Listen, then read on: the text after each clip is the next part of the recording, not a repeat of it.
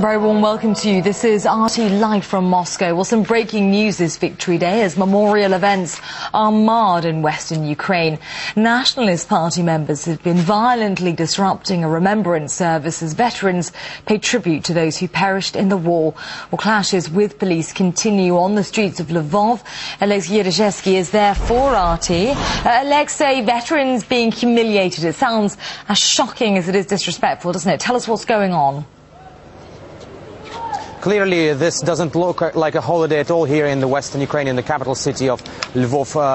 Definitely not like in Moscow and the rest of the former post-Soviet space. It looks more like a hotbed of ultranationalism, even sometimes turning into neo-Nazism. In fact, several hundred, I would say maybe even more than 1,000 supporters of the radical nationalist party Svoboda gathered in the streets of Lvov, in particular here in front of the so-called Hill of the Glory. That's where the great patriotic war veterans usually come to lay their flowers and commemorate those who died.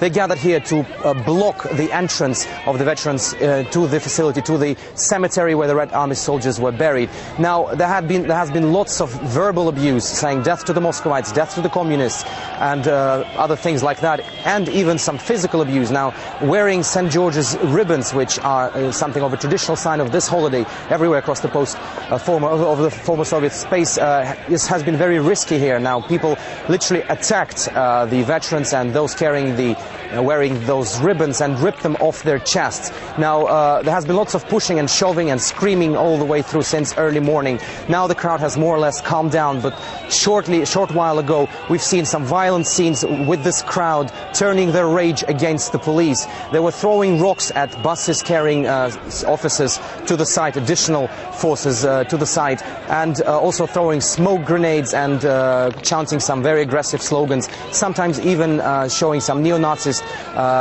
signs, gestures like the one which Adolf Hitler used to do in 1940s. So this clearly is the scene which shows that this day in the west of Ukraine is still a source of major division and different perception of the past, still something which gives a lot of headache to the country's leadership at the moment. And Ukraine, Alexei, is not the only country accused of fostering a sort of sympathy towards Nazism. Is this part of a growing trend? Clearly, what is happening today in the city of Lvov is not something completely unexpected. In fact, it is a part of a trend which has been going on for several years already, and it's a part of a wider picture, definitely. We've seen lots of statements in the past decade in the west of Ukraine concerning the May the 9th, that some people here do not see this as a holiday. In fact, they believe that the Soviet time was worse than the Nazi occupation, so they do not celebrate this holiday. But it's the first time we've seen so much violence here in the streets of Lvov. That is for sure. That's something many locals have told me.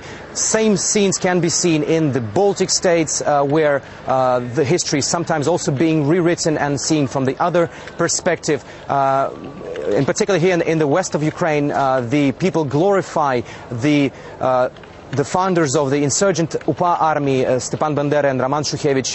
The T-shirts and banners and flags with their faces is one of the most commercial hits on sale here in the west of Ukraine. So these people are stating and saying every year that they would not celebrate this, that they see it as a bad day for their history and they will never celebrate this. But this is, of course, only a small part of the Ukrainian society, of the Ukrainian people, because most of the country is now celebrating this holiday with wide-scale celebrations in the streets of the Ukrainian cities.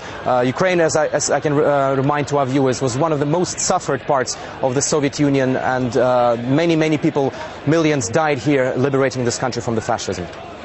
Okay, Alexei, many thanks for that update from Lvov in western Ukraine. We'll, of course, be crossing back to you if that story continues to develop there.